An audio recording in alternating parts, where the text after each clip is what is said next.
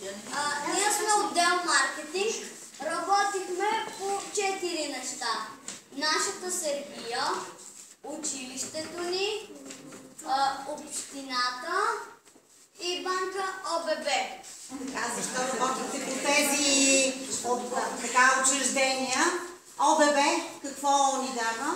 ОББ ни дава пари, взимаме заем от тях и после трябва да го върнем, но с 5 лева повече.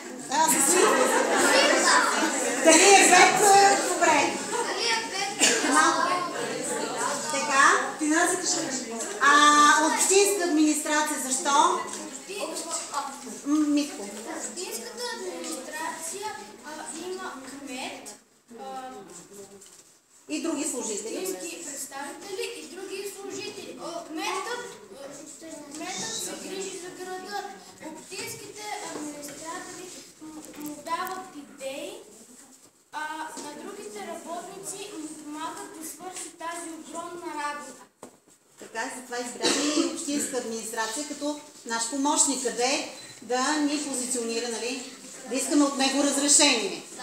Така, следващото учреждение кое е? Соло нещо бонче. Следващото учреждение е Соло нещо бонче. То се управлява от главен директор и заместник директор. Има охрана и също така и персонал.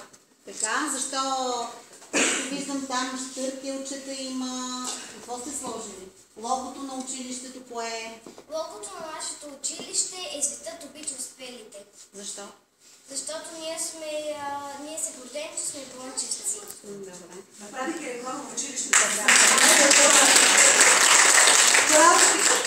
И Сергията къде е И позиционирана? не на последно място, тя е някъде в центъра на града. Така на града, защо? Там сте си избрали между дървета, гледам нещо сте позиционирали. Сергията между зеленина, близо до училището, така ли е? Да, защото сме еко, даже нашето лого е вписано на стената. Светът обича, там на стената, светът обича успелите. Така и самата Сергия ви пише с ръчковци, за да може да се вижда, нали? Да. Така да знаят, чия е тая Сергия. Отдел маркетинг справи ли? Мислите ли, че се справихте? Публиката да кажете.